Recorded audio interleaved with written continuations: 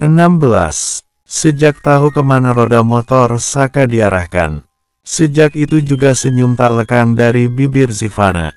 Ia sudah sangat menantikan hari ini.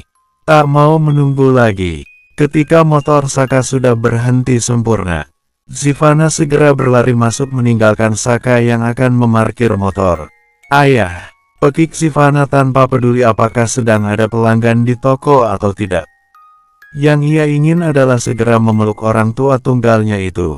Namun, rautnya mendadak kecewa ketika bukan suara ayahnya yang menjawab, melainkan Hesti, pegawai toko yang sejak dulu membantu ayahnya. "Bapak sedang tidak ada, Zi. Tadi pamit pulang," ujar Hesti. Sivana melirik jam di tangan. Tidak biasanya sang ayah pulang di jam segini. Bahkan di jam-jam begini justru toko sedang ramai dan ayahnya jarang sekali meninggalkan toko kalau tidak ada urusan yang benar-benar penting. "Tumben jam segini pulang." "Iya, katanya sedang tidak enak badan." "Udah lama pulangnya?" "Belum, palingan setengah jam yang lalu." Sivana mengangguk paham. "Kalau gitu, aku pulang aja." "Makasih ya, Mbak." Sivana kembali keluar dan mendorong Saka yang hendak masuk. "Woi, apaan sih? Lo, kita ke rumah," jawab Sivana. "Bokap lo nggak ada." "Ya jelas nggak ada lah." "Udah, buruan." Sivana kembali naik ke atas motor agar Saka segera mengantar pulang. "Yah, ayah," teriak Sivana begitu membuka pintu. Gadis itu sampai melupakan salam ataupun mengetuk pintu. "Yah," panggil Sivana lagi.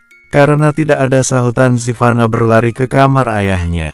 Kosong. Sivana berlari ke dapur.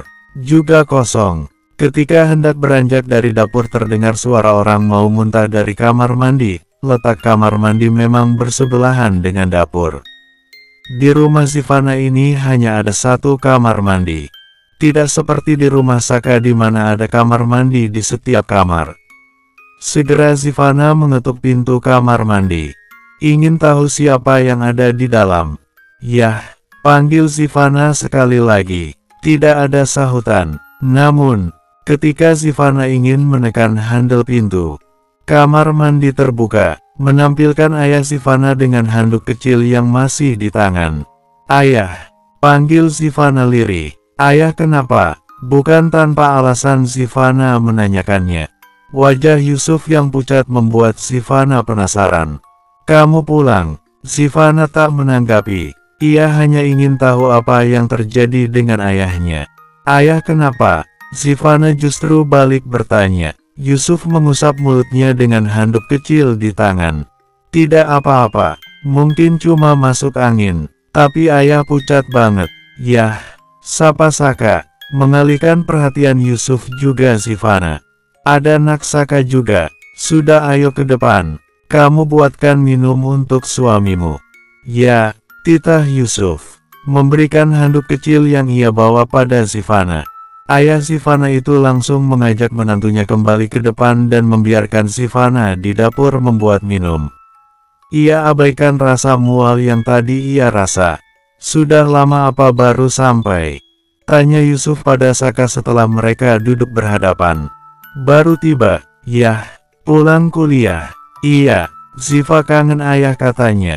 Yusuf tersenyum datar sambil menggelengkan kepala. "Anak itu, maaf ya, Nak, kalau Ziva belum bisa jadi istri seperti yang Nak Saka inginkan. Dia masih harus dibimbing." "Sama aja." "Yah, Saka juga masih harus belajar jadi suami yang baik." "Ngobrolin apa?" Sivana datang dengan nampan berisi 2 gelas teh hangat. "Diminum dulu." "Yah, biar perutnya lebih baik." "Ayo, Nak," ujar Yusuf mengajak menantunya. "Ayah belum makan?" tanya Sivana. "Sudah." "Kapan?" Sivana curiga sebab tidak ada makanan sama sekali di meja.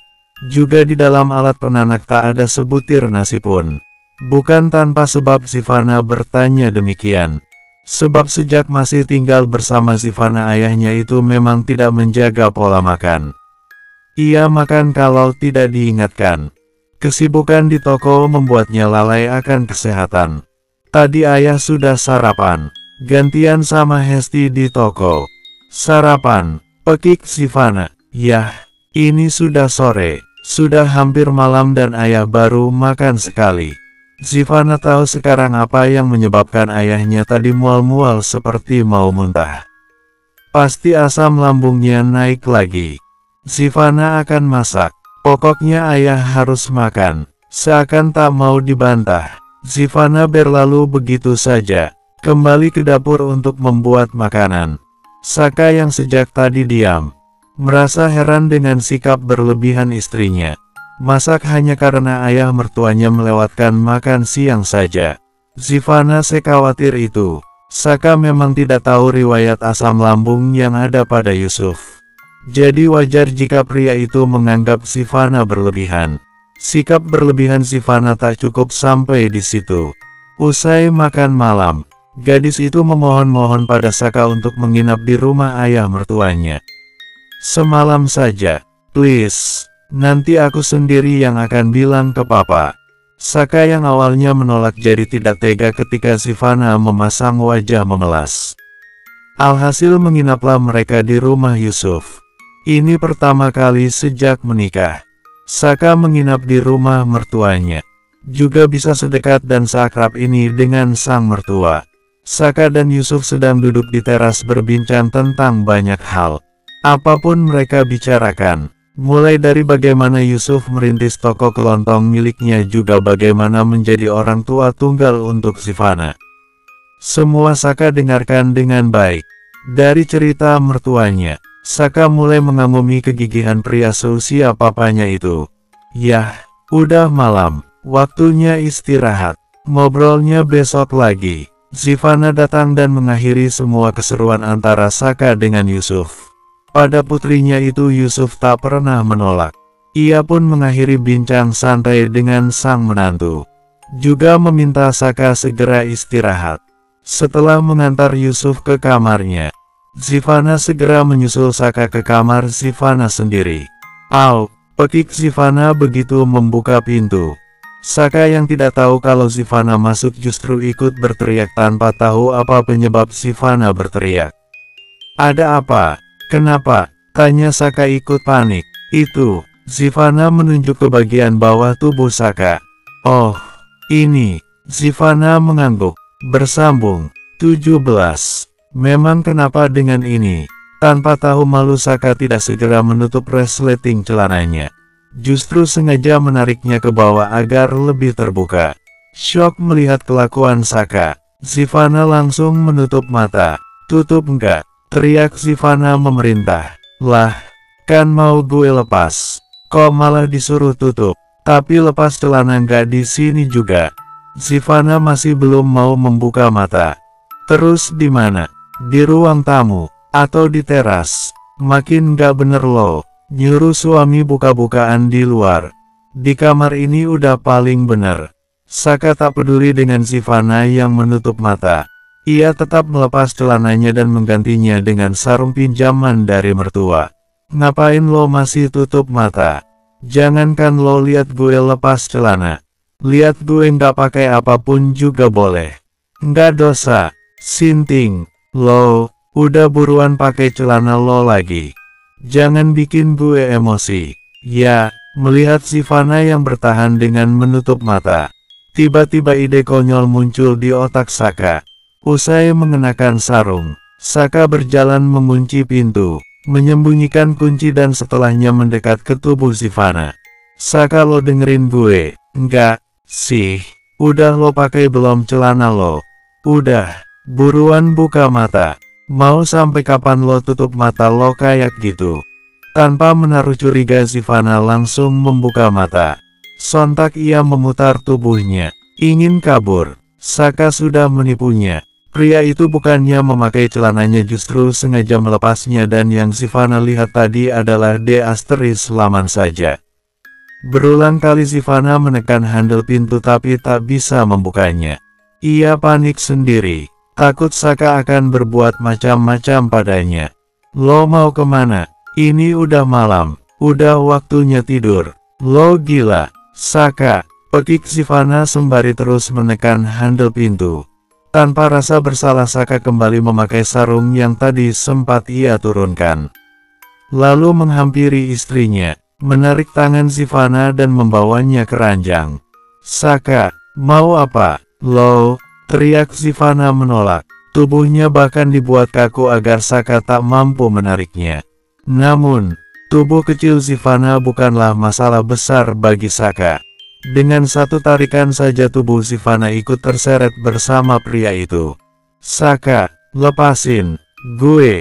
"Saka," ulang Sivana ketika pria itu tak menggubris. Saka berhenti, membuat tubuh Sivana dan pria itu saling berhadapan. "Mau apa, lo?" Tak bosan-bosan Sivana melempar pertanyaan yang sama. "Bisa diem, enggak, lo? Kalau lo terus teriak ntar dikira bokap lo. Gue lagi nyiksa lo. Terus, lo, mau apa?" Saka jadi geleng-geleng kepala. "Ngajak lo bobo bareng," jawab Saka enteng. Sivana membeliak seketika. "Lepasin gue." Sivana meronta. Saat itu juga permintaan Sivana dikabulkan. Saka melepaskan tangannya dan otomatis membuat Sivana terjatuh begitu saja karena tidak siap. Au, dirasakannya sakit ketika pantatnya mendarat dengan tiba-tiba di lantai. "Sialan, lo," umpat Sivana memegangi pantatnya. Saka tertawa melihat Sivana kesakitan. "Lo sendiri yang minta dilepas." "Ya, gue lepas. Harusnya lo nurut sama gue buat tidur bareng. Mendarat lo bakal di kasur bukan di lantai." Tawa Saka yang tak berhenti membuat Sivana kesal sendiri. Tapi mau marah juga percuma. Hanya akan menguras energi Sivana saja. Sivana mulai mengatur napas, menata kesabaran untuk menghadapi pria berandal satu ini. "Sabar, Siva. Cuma butuh waktu 4 tahun untuk lepas dari pria ini. Anggaplah ini ujian hidup, karena kedepannya lo tinggal meraih bahagia," ujar batin Sivana, setidaknya untuk mengusir kesal yang bercokol dalam hati. Sivana bangkit dan menghampiri Saka di ranjang. "Minggir, lo, gue mau tidur." Saka dengan pose menyebalkannya tidak beranjak barang seinci pun. Pria itu justru menepuk ruang kosong di sampingnya. "Please, Saka. Jangan bikin gue darah tinggi. Gue pengen istirahat dengan tenang. Gue capek," ujar Sivana dengan suara yang lembut. Ia sudah malas bicara pakai otot. "Gue juga capek, makanya udah tidur sini." Kembali Saka menepuk sisi ranjang yang kosong. Sivana berdecak kesal. Tidak mau lama-lama berdebat, ia pun merebahkan dirinya di samping Saka dengan mengambil bagian yang lebih besar. Bahkan dengan sengaja mendorong tubuh Saka hingga bergeser. Saka yang tak siap hampir terjatuh. Apa-apaan ini?" protes Saka. Sivana memiringkan tubuhnya menghadap Saka. Dengan jemawa ia berkata, "Ini rumah gue. Ini juga kamar gue. Jadi yang berhak tidur di sini itu ya gue. Bukan lo." Di akhir kalimat Sivana dengan penuh tenaga menendang Saka hingga terjatuh dari ranjang. Rasanya sudah cukup tadi ia menekan ego. Sekarang soal ranjang ia harus powerful. Tidak mau mengalah lagi. "Lo tahu kan sekarang tempat lo di mana?" tanya Sivana sarkas. Sekaligus menegaskan bahwa di rumah ini ia yang berkuasa. Sama seperti tadi Saka menertawakannya, kini Sivana pun tertawa melihat Saka mengadu di lantai. Meski begitu Sivana tidak peduli. Ia segera mendekap guling dan tidur membelakangi Saka. Saka yang tidak terima dengan perlakuan istrinya segera bangkit. Dilihatnya Sivana meringkuk memeluk guling. Senyum miring tersungging di bibirnya. Ia tak pernah kehabisan ide gila untuk membuat Sivana semakin marah. Walaupun sudah ditendang dari ranjang, Saka tidak mau tidur di lantai. Ia tidak sudi. Sengaja Saka naik ke atas ranjang dan langsung memeluk Sivana dari belakang. Sekonyong-konyong Sivana terbangun dan duduk. "Saka," pekiknya, "kita kan suami istri.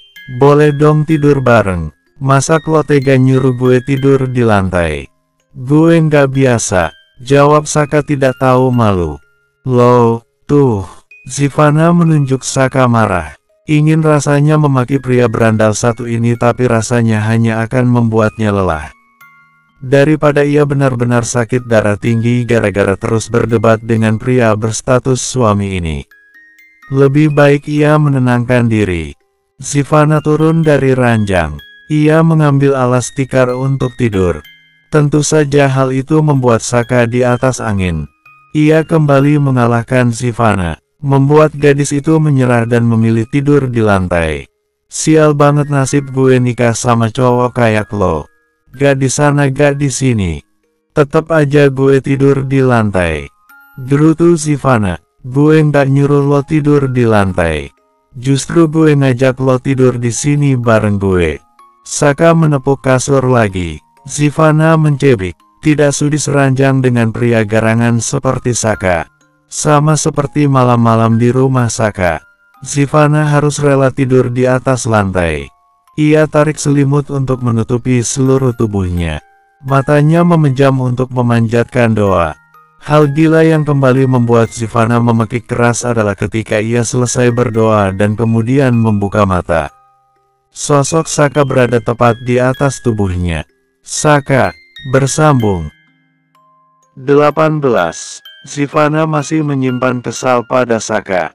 Lebih tepatnya pada kelakuan pria itu tadi malam. Bisa-bisanya Saka membuatnya histeris dengan berada tepat di atas tubuhnya. Padahal dia cuma mau bilang selamat malam saja. Sungguh terlalu memang. Sivana memilih mendiamkan pria itu sejak kejadian semalam. Pagi hari ketika berangkat ke kampus dari rumah ayahnya. Sivana tetap tidak mau bicara. Bahkan sampai pulang dari kampus pun Sivana masih saja diam 1000 bahasa. Enggan bicara dengan suaminya. Culun, panggil Saka ketika mereka berada di atas motor. Siva, ulangnya lagi. Tetap sama. Sivana tak menanggapi. Cie, istri gue ngambek beneran. Goda Saka. Udah dong ngambeknya. Entar gue cium lo. Semua bujukan Saka tak mempan. Sivana tetap saja bungkam. Sayang, Saka masih saja berusaha. Dari semua kata yang Saka ucapkan tak ada satupun yang ampuh dan mampu membuat Sivana berbicara. Akhirnya Saka menyerah. Mungkin bukan saat yang tepat untuk membujuk gadis itu sekarang. Ia pun diam dan kembali fokus pada motornya yang melaju. Tak ada kata yang keluar dari bibir keduanya. Hanya deru angin yang berhembus serta bising kendaraan lain yang mengisi perjalanan mereka. Hingga ketika Saka menghentikan laju motornya secara tiba-tiba. Sivana menjerit keras karena kaget. Saka. Dikiranya pria itu kembali berulah. Sengaja menarik rem mendadak hingga refleks Sivana memeluk pria itu erat agar tak jatuh. Namun, apa yang Sivana sangka ternyata keliru. Saka melepas pelan tangan Sivana yang melingkar di pinggangnya. Kemudian bergegas turun diikuti Sivana. Barulah ketika pria itu berlari dan berteriak. Sivana paham dengan apa yang sebenarnya terjadi. Woi! Saka berlari kencang, menuju dua orang yang sedang berusaha merampas tas seorang wanita. Melihat kedatangan Saka, dua pria perampok tak tinggal diam. Mereka dengan berani menantang Saka. Mau apa, lo? Jadi pahlawan, ujar salah satu dari perampok. Yang pasti mau kasih lo pelajaran, jawab Saka. Bersamaan dengan itu satu pukulan ia arahkan pada pria yang menantangnya. Terjadilah baku hantam di antara Saka dan dua perampok. Bukan hal sulit bagi Saka menaklukkan dua perampok jalanan itu. Pukulan-pukulannya mampu membuat perampok kalang kabut dan memilih kabur. Sivana mengambil tas yang sempat dirampas oleh perampok. Tapi terjatuh ketika dua perampok itu melawan Saka. Ini tante. Sivana menyerahkan pada pemiliknya. Tante nggak apa-apa, kan? Wanita itu mengambil tas dari Sivana tanpa melihat wajah Sivana. Tatapannya justru pada Saka yang berjalan ke arahnya. Ia bahkan mengabaikan pertanyaan Sivana. Tante Anita, ujar Saka lirih begitu menyadari siapa yang ia tolong dari perampok. Bukannya menjawab Saka, wanita yang Saka sebut namanya itu justru berlari pergi. "Tante," panggil Saka. Namun wanita itu lebih mempercepat langkahnya. Bahkan segera menghentikan taksi yang lewat. "Tante," Saka berusaha mengejar. Tapi sayang wanita itu sudah lebih dulu pergi. Dari tempatnya berdiri, Sivana hanya mampu memperhatikan suaminya. Ia tidak kenal siapa wanita itu. Wajah Saka terlihat lesu begitu kembali. Tidak memberi penjelasan apapun. Dan Sivana juga tidak bertanya. Rasanya dunia keduanya menjadi bisu. Baik Sivana maupun Saka sama-sama tak bicara. Suara berisik Saka sebelumnya tak lagi terdengar. Sampai di rumah juga demikian. Bahkan ketika makan malam bersama. Saat Bagas membicarakan rumah untuk mereka berdua. Saka masih saja bungkam. "Papa sudah dapat rumah buat kalian. Lumayan dekat dari kampus. Sekitar 10-15 menit dengan motor. Tapi belum bisa kalian tempati. Karena sekarang masih mau dibersihkan sekaligus direnovasi bagian yang sudah tidak layak. Mungkin 1 atau 2 minggu ke depan kalian baru bisa pindah," tutur Bagas menjelaskan. Sivana melirik Saka yang duduk tepat di sampingnya. Tak ada reaksi apapun dari pria itu. Tidak seperti biasanya yang begitu antusias mendengar perihal rumah untuk mereka. Kali ini tatapan Saka terfokus pada piring di depannya, tapi Sivana tidak yakin jika pikirannya berada di tempat yang sama. Sebab jelas sekali Saka seperti melamun. Memikirkan sesuatu yang Sivana tidak tahu. Akankah masih tentang wanita tadi sore yang mereka tolong dari perampok? Entahlah. Sivana tak bisa menebak isi otak pria itu. "Tidak apakan Ziva menunggu seminggu lagi?" tanya Bagas. "Enggak apa, Pak," jawab Sivana singkat. Ekor matanya masih melirik Saka yang terus terdiam. "Oh, ya, bagaimana kabar ayah kamu? Katanya kemarin kurang enak badan," tanya Winda. Sivana jadi ikut tak fokus karena Saka. Pertanyaan Winda sampai tidak didengarnya. "Ziva," panggil Winda halus. Iya, Ma, kenapa?" Bagas dan Winda memperhatikan Sivana bersamaan. Membuat Sivana canggung oleh tatapan mereka. "Bagaimana kabar ayah kamu? Apa sudah lebih baik?" ulang Winda. "Oh, itu, iya, sudah lebih baik. Hanya asam lambungnya saja yang kembali kambuh," jawab Sivana. "Syukurlah. Kalau begitu." Semua kembali menekuri piring mereka masing-masing. Tidak ada obrolan setelah tadi membicarakan soal rumah. Dalam hening suasana makan, Bagas, Winda juga Sivana dikejutkan dengan sikap Saka. Saka tiba-tiba berdiri meninggalkan meja makan. Tanpa pamit atau bicara sepatah kata pada semua orang. Saka langsung berlari mengambil jaket kemudian keluar. Bagas dan Winda hanya menatap penuh tanya. Tidak menegur sama sekali. Sementara Sivana mulai berpikir kemana suaminya itu akan pergi. Juga untuk apa malam-malam begini meninggalkan rumah. Apa masih tentang si Tante Anita tadi sore? Bersambung 19. Saka terus memacu kuda besi hitam miliknya. Otaknya dipenuhi bayangan pertemuan dengan Tante Anita tadi sore. Setelah sekian lama wanita itu muncul kembali di hadapannya. Apakah ini sebuah kebetulan? Atau ada sesuatu yang lain? Saka tidak mampu mengendalikan emosi yang bergelut dalam batin. Banyak hal yang ia pikirkan tentang Tante Anita dan tujuan wanita itu kembali muncul di kota ini. Semakin kacau pikirannya, semakin kuat juga Saka memacu motornya. Tujuannya hanya satu, arena balap liar. Ia butuh pelampiasan. Hanya tempat itu yang seakan mengerti Saka. Begitu sampai, ia langsung disambut beberapa orang teman satu gengnya. Semua menyapa Saka sebagai ketua geng motor Bulenan. Rasa hormat mereka tunjukkan pada pria itu. "Siapa yang main?" tanya Saka pada Farel. Ia memperhatikan line start. Beberapa orang sudah standby di atas motor. "Biasa bos, Mario sama David," jawab Farel. "Berapaan?" "1000, bos."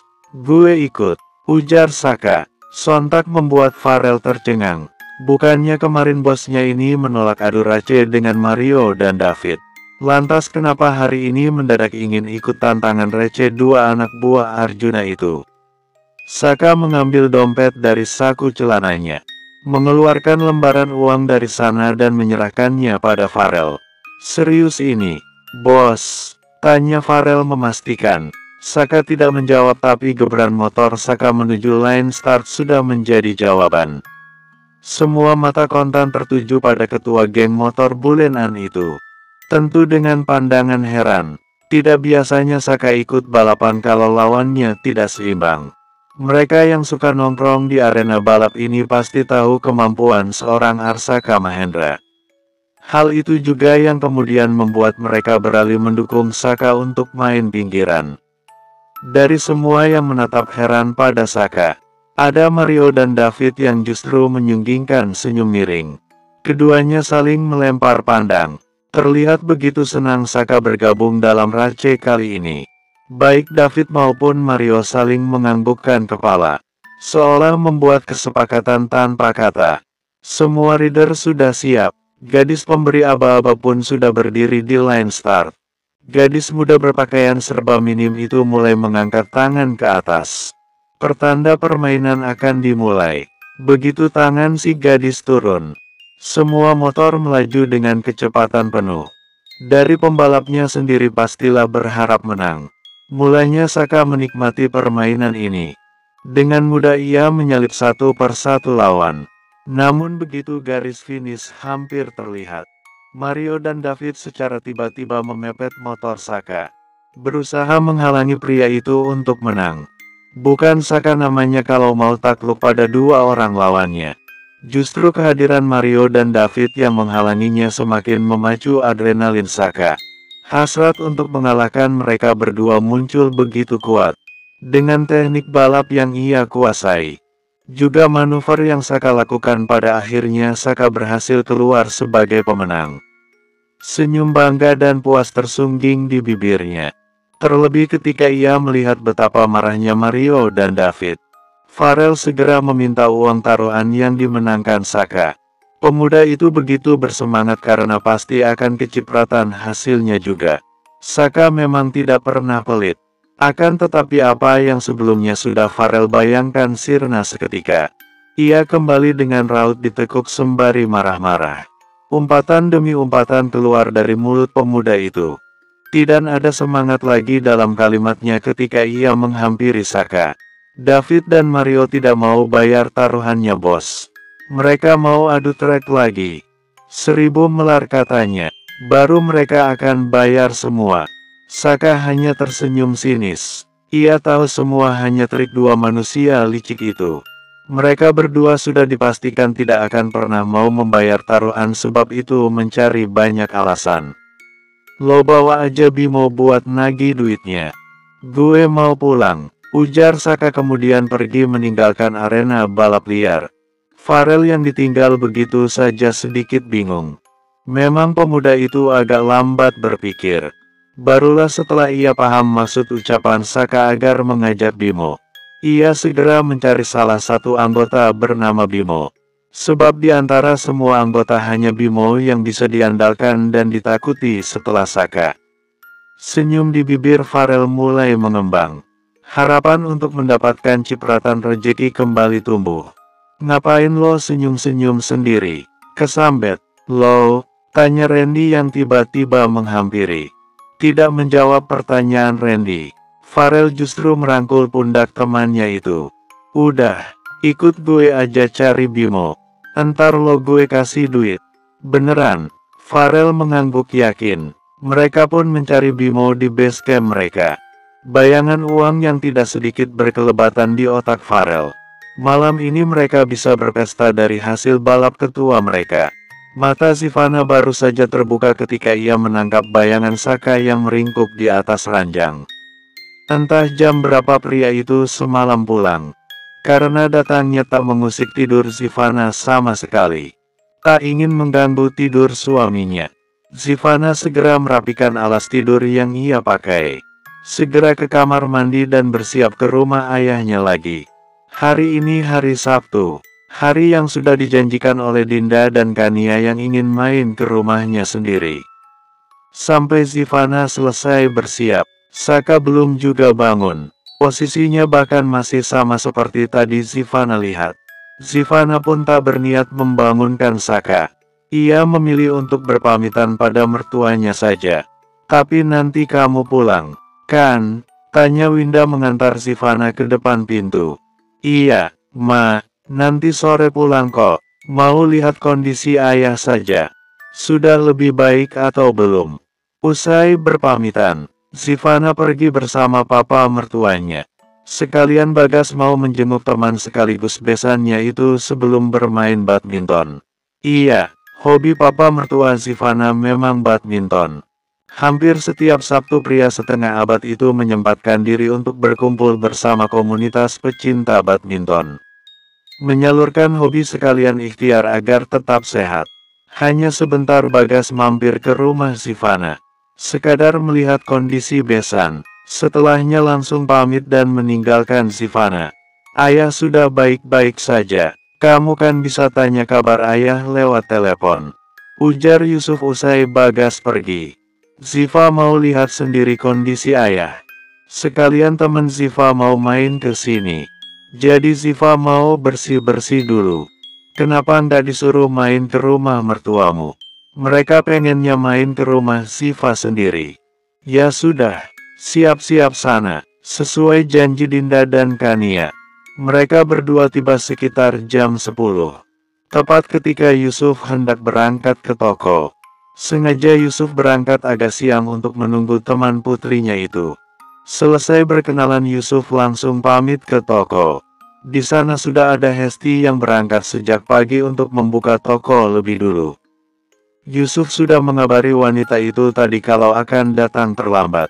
Rumah lo adem banget, sih, ujar Dinda mengamati sekeliling. Namanya juga rumah di kampung. Jawab Zivanna, bener, gue suka sama suasananya. Bikin betah, imbuh Kania. By the way, toko kelontong milik bokap lo jauh nggak dari sini? Tanya Dinda. Enggak, cuma ada di jalan besar yang tadi lo lewati. Dinda mengangguk paham. Oh, udah sarapan belum kalian? Belum, sih. Kita mau sarapan di rumah lo aja. Entar makan siang kita bikin seblak. Tuh, kita udah bawa bahan-bahannya. Kita bikin seblak dower. Kania menunjuk mobil yang terparkir di luar. Lah, kok nggak lo turunin? Sih, protes Dinda. Gue kira masaknya entar dulu. Ini masih jam segini woi. Masak mau bikin seblak. Mana dipakai sarapan pula. Dinda mencebik. Tujuan kita kesini emang mau bikin seblak. Dodol, salah lo sendiri kenapa nggak sarapan dulu dari rumah? Sih, lo ada sarapan dulu nggak? Bisa-bisa gue sakit perut kalau harus sarapan seblak. Kania memegangi perutnya yang tidak sakit. Zivanna menggeleng. Nggak ada. Lah terus kenapa tadi lo nanya? Cuma basa-basi. Jawab Zivanna jujur. Kania mendengkus kesal. Terus di kulkas lo ada apa aja yang bisa buat sarapan? Zivanna menggeleng lagi. Nggak ada juga. Semua bahan udah habis. Gue belum belanja lagi. Memang benar yang Zivanna bilang. Sejak ia menikah, Yusuf jarang sekali masak. Pria itu hanya makan kalau beli atau kadang-kadang dibawakan sekalian oleh Hesti pegawai toko. Lo nggak semiskin itu, kan? Masak tamu minta sarapan aja lo nggak punya. Wajah Kania begitu menyebalkan ketika mengatakan itu. Bukannya marah Zivanna justru tertawa. Gue emang miskin makanya kalau ke rumah gue kalian yang bawa makanan. Sekalian bawain kebutuhan dapur gue buat sebulan. Lagian tamu pakai ngelunjak minta sarapan segala. Tawa pun pecah di antara mereka bertiga. Ya udah, kita belanja lagi sekalian jalan-jalan lihat kampung lo. Siapa tahu kan ada cowok cakep di kampung lo ini. Celetuk Kania, boleh tuh. Kali aja kan nemu juragan empang di sini. Timpan Dinda diiringi tawa. Di sini, lo nggak cuma bakal nemu juragan empang. CEO juga ada. Sahut Zivanna. Serius? Mata Kania membeliak. Sivana mengangguk. CEO apaan? Tanya Dinda. CEO warteg. Jawab Sivana asal. Muka dua sahabatnya langsung bingung. Sedetik kemudian tertawa karena sadar Sivana hanya bicara ngawur. Udah buruan kita cari sarapan dulu. Ajak Kania. Gue ambil tas dulu. Sivana segera mengambil tas yang ada di kamar. Tak lupa mengunci pintu rumah sebelum mereka pergi. Bersambung 20. Sivana mengantar Dinda dan Kania berkeliling kampung. Melihat suasana yang berbeda dari tempat tinggal mereka. Kedua gadis teman Sivana itu memang berasal dari keluarga yang cukup berada. Setidaknya dari status sosial, Dinda dan Kania berada di atas Sivana. Mobil Kania sengaja ditinggal di depan rumah Sivana. Mereka memilih berjalan kaki. Sepanjang jalan di kampung banyak yang menanyakan dua teman Sivana itu. Paras Dinda dan Kania memang cukup cantik untuk menarik perhatian orang di kampung Sivana.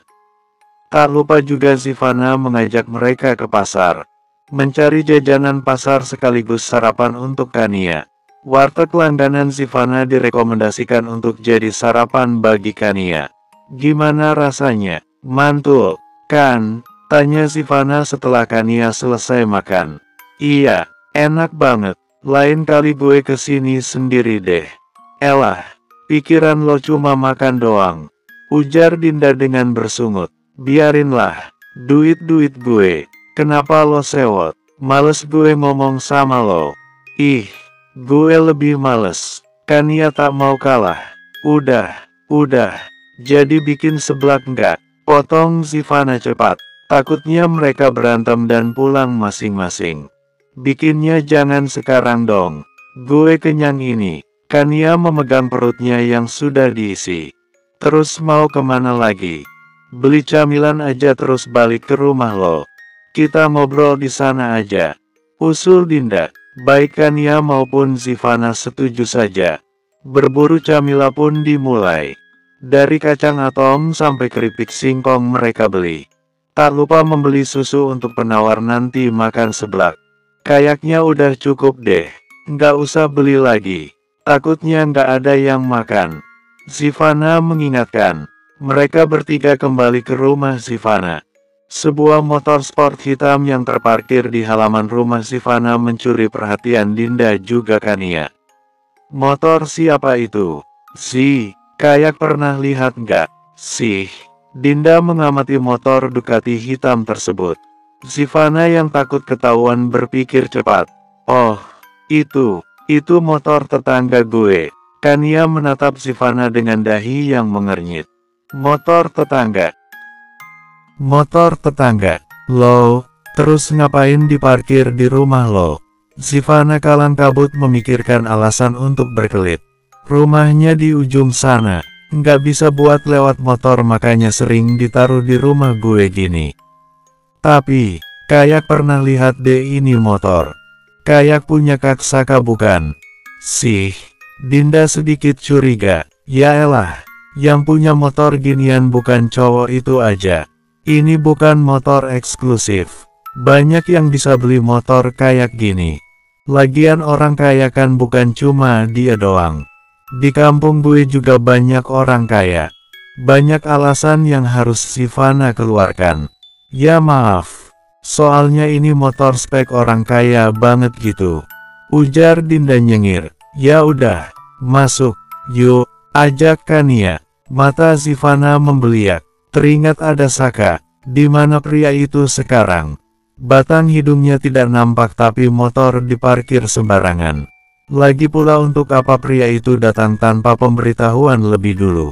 Membuat Sivana bingung mencari alasan. Tunggu. Sergah Sivana. Dinda dan Kania menoleh. Kenapa? Itu. Sivana menggaruk kepalanya. Mencari ide yang terpendam. Gue lupa kuncinya nggak ada. Mungkin terjatuh di pasar tadi. Jadi gue lewat belakang dulu. Ntar gue bukain pintunya. Di dalam ada cadangan kunci kok. Cetus Sivana berbohong. Dinda dan Kania memperlihatkan raut penuh tanya. Seakan tak percaya. Bagaimana bisa hilang mendadak? Melihat kecurigaan teman-temannya, Sivana segera mencari celah untuk pergi. Udah, kalian tunggu di sini dulu. Gue lewat pintu belakang dulu. Biasanya pintu belakang nggak dikunci. Secepat mungkin Sivana kabur, menghindar dari sorot curiga dua temannya. Sivana menuju belakang rumah. Siapa tahu Saka ada di sana. Namun, ternyata tidak ada siapapun di halaman belakang. Kemana sih tuh cowok? Ujar Sivana lirih. Tidak ingin berlama-lama berpikir, Sivana segera mengeluarkan ponselnya. Menghubungi pria itu adalah jalan paling tepat. Halo, lo di mana? Tanya Sivana begitu panggilan diangkat. Lo udah balik? Dari mana aja? Lo? Saka mengabaikan pertanyaan Sivana dan justru balik tanya. Itu, nggak penting. Lo di mana sekarang? Tanya Sivana lagi. Di bengkel Jaja. Ngapain lo di sana? Main. Bentar gue pulang. Lo tetap aja di situ. Jangan pulang dulu. Di sini ada Dinda sama Kania, temen gue. Lo jangan pulang sampai gue kasih kabar. Oke. Tidak lagi menunggu jawaban dari Saka, Sivana langsung mematikan ponselnya. Tak lama pesan dari Saka menyusul. Gue mau imbalan. Serah. Balas Sivana. Segera ia masukkan ponselnya ke dalam tas dan kembali ke depan di mana teman-temannya menunggu. Ia abaikan suara notifikasi pesan dari ponsel di dalam tas. Sivana bisa menebak jika itu dari Saka. Bener, gue yakin ini itu mirip banget sama motornya Kak Saka. Gue nggak salah tebak, ujar Dinda pada Kania. Keduanya berdiri tepat di samping motor milik Saka. Kan udah gue bilang itu punya tetangga gue. Nggak percaya banget sih, sahut Sivana. Sontak Dinda dan Kania menoleh. Lo kok kembali? Pintu belakang kekunci juga? Tanya Kania. Ini kuncinya udah ketemu. Ternyata nyelip di dompet. Sivana menunjukkan kunci yang ia ambil dari tas tadi. Yuk masuk, ajak Sivana. Setidaknya agar temannya itu tidak lagi memikirkan tentang motor Saka. Semua sudah aman. Sivana bisa dengan leluasa menikmati harinya berkumpul dengan Dinda dan Kania. Pesta seblak yang sebelumnya direncanakan juga berjalan sempurna. Benar-benar hari para gadis. Bahkan Saka pun bisa diajak kerja sama dengan baik. Pria itu menurut dengan tidak menampakkan diri sama sekali di rumah sampai Sivana selesai dengan teman-temannya. Sivana belum mengirim pesan agar Saka bisa pulang. Tetapi pria itu muncul tiba-tiba sesaat setelah mobil Kania meninggalkan rumah. Membuat Sivana kaget ketika akan menutup pintu. Ish, bikin kaget orang aja. Sivana bersungut saat Saka menahan pintu yang hendak tertutup. Temen lo udah pulang, kan? Jawaban Sivana hanya anggukan. Yes. Sivana sedikit heran dengan sikap Saka. Pria itu terlihat berbinar dan bersemangat menutup pintu. Bahkan menguncinya. Saka menarik tangan Sivana dan membawanya ke kamar. Lo, mau ngapain? Otak Sivana langsung memikirkan hal tak wajar. Saka tak menjawab. Ia segera menarik Sivana masuk ke kamar. Ia juga mengunci pintu kamar seperti tadi. Tanpa permisi, Saka mengalungkan tangannya melingkari leher Sivana. Hendak mencium gadis itu. Sivana yang sejak tadi sudah menangkap gelagat aneh suaminya langsung menginjak keras kaki Saka. Membuat pria itu seketika menjauh sembari mengadu kesakitan. Enak aja lo mau macem-macem. Saka memegangi kakinya yang sakit.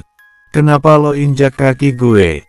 Harusnya gue yang tanya. Kesurupan apa lo? Mau macem-macem sama gue? Seru Sivana. Macem-macem. Bukannya lo udah setuju? Hah? Sivana bingung. Setuju soal apa? Tadi gue kirim pesan kalau gue mau imbalan kan? Dan lo nggak balas pesan gue, jadi gue pikir lo setuju.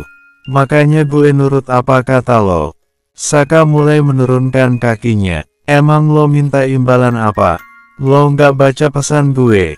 Sivana menggeleng, membuat Saka kesal. Ya udah baca. Dengan malas Sivana mengambil ponselnya, membuka pesan yang tadi Saka kirim. Darahnya langsung mendidih melihat sekilas video dan membaca pesan yang Saka kirimkan. Pria itu nampaknya harus diberi pelajaran. Berani lo sentuh gue, bukan kaki lo aja yang gue injek. Burung lo bisa gue buat terbang. Ancam Sivana kemudian membuka pintu yang terkunci, meninggalkan Saka dalam kamar sendiri. Mendengar ancaman Sivana, Saka segera melindungi aset berharganya. Buset, galak banget bini gue, awas, lo, ancam Sivana lagi sebelum benar-benar pergi. Kini Saka harus rela merana sendiri dalam kamar. Semua gara-gara Jaja. HP Jaja yang isinya penuh dosa itu membuat Saka harus menderita sendirian. Harusnya tadi Saka tak termakan bujuk rayu Jaja yang mengatakan, "Nonton aja, Kang, kan, Akang udah punya bini. Kalau pengen ya tinggal ajakin Teh Siva aja." Gitu aja repot. Saking bosannya nunggu di tempat si Jaja, Saka menuruti bujukan Jaja untuk mengusir jenuh. Dibukalah video-video dosa di ponsel Jaja. Sekarang omongan Jaja tidak terbukti. Sivana sang istri tidak mau diajak kolaborasi, malah mengancam akan membuat burungnya terbang kalau berani menyentuh istrinya itu. Jaja, harusnya gue nggak percaya omongan lo. Saka menjambak rambutnya frustasi. Bersambung.